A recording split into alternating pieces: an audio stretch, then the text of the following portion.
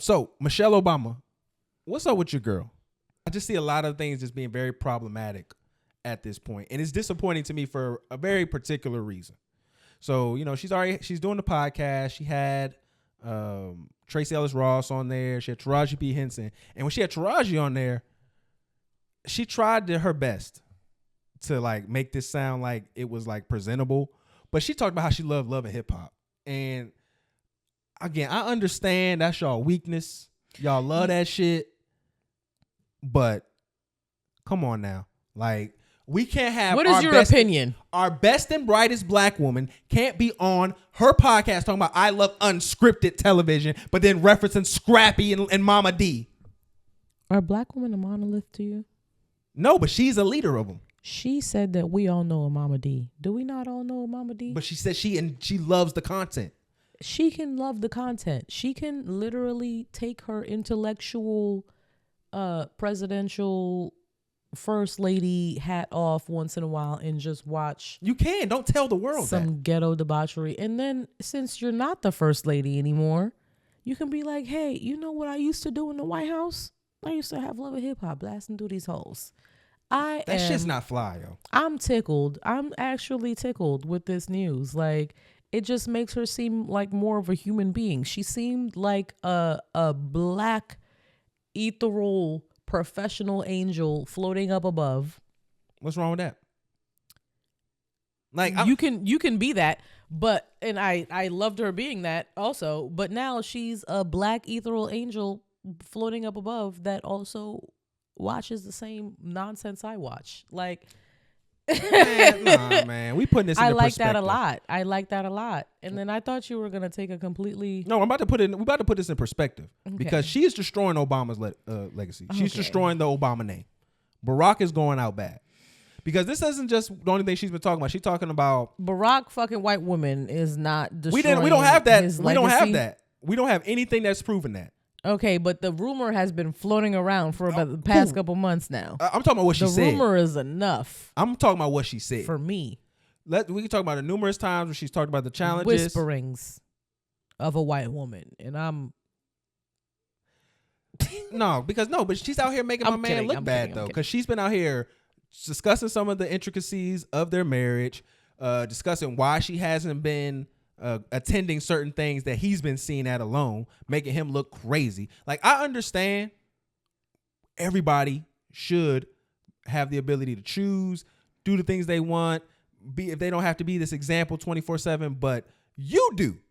She was the first lady. She has to live that. That don't stop. So outside of her podcast, she still has Secret Service. That's okay. Then so you still a part of this, regardless. You, your family, y'all all got Secret Service. Y'all are all a part of this. I'm sorry that you, being the first black first lady, I'm going to hold you to a higher standard. I don't want you talking about your husband in a way that makes him look small, that makes him look mortal. You shouldn't be doing that. Other people should do it. There's a whole network dedicated to making Obama look small. How does her talking about what the content that she enjoys watching make Obama look smaller? He was the leader of the free world.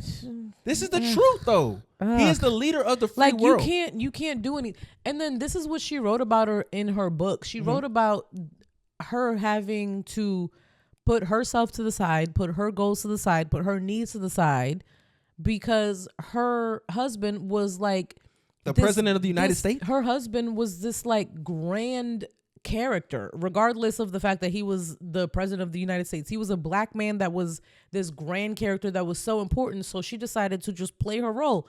And she said that she was miserable in that. Like their marriage almost ended because of that time, but it didn't. And they stuck through it. And now they're here. And now she's in a position where she has a little bit more freedom than she did when he was in office for 8 fucking years, which is a long time, almost a decade of you just playing this like position very well, by the way. Like when she was first lady, there were rarely any times where you could say that she embarrassed him, where she did this and that or blah, blah, blah. She played her role well for almost a decade. And she's still a human being that had her own desires, had her own goals, had her own things that she enjoys, and now they're signing Netflix deals left and right and doing podcasts. And obviously this is now a time where they're going to be able to share more of themselves and share more of the time that they had in the White House, and they can kind of let us in a little bit with like more of a personal, like a little bit more like of what they were doing. And I like that. And I don't think she's ruining his reputation. And when does she get the time to just be Michelle Obama and not be Obama's wife? Like, I think that's extremely unfair, especially since there's no instance that you can point to when he was in office where you could say that she embarrassed him like this. Like, she's still a human being on her own. That's fucking weird as fuck that you have that state of mind to me. I don't know. I will say this. Do you know a woman named Hillary Clinton? Do you know what her husband did in the office? Yeah, he got his dick sucked in the Oval Office. Do you know she never brought his name into any kind of bad smut? I was reading multiple articles about the stuff that she was saying about Bill Clinton in light of that afterwards in regards to that. And it was always a we. It was always a us. It was never putting her above them and their family. Her husband publicly cheated on her, and she is still married to him, doing the same. They're moving in forward, lock and step, just like the Obamas are. She could survive that. She could go through that. And you can't hold it down for a nigga who ain't doing none of that.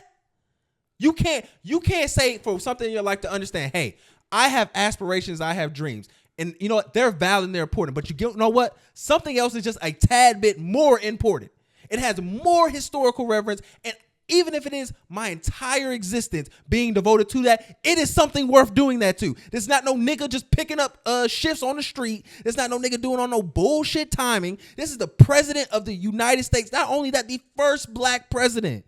He deserves that. He deserves you to be able to, okay, I'm going to take myself down. And that's the problem that we have, is like, there's nothing we can do from our side in regards to that. And I'm talking about in black culture, that I can see a woman saying, I'm okay accepting this lesser role, and then being encouraged by her peers or the people who are similar to her. It is only us who, when our men are successful, we have to find a way to make it about us too. We got to be something too. Why can't you be a part of him? What is wrong being attached to that light? Well, that's because she was already something before she met him. She was literally his boss when he came to her law firm. And I'm glad that's the important thing. And then also, I don't think any human should have to dedicate their entire existence to another human's purpose,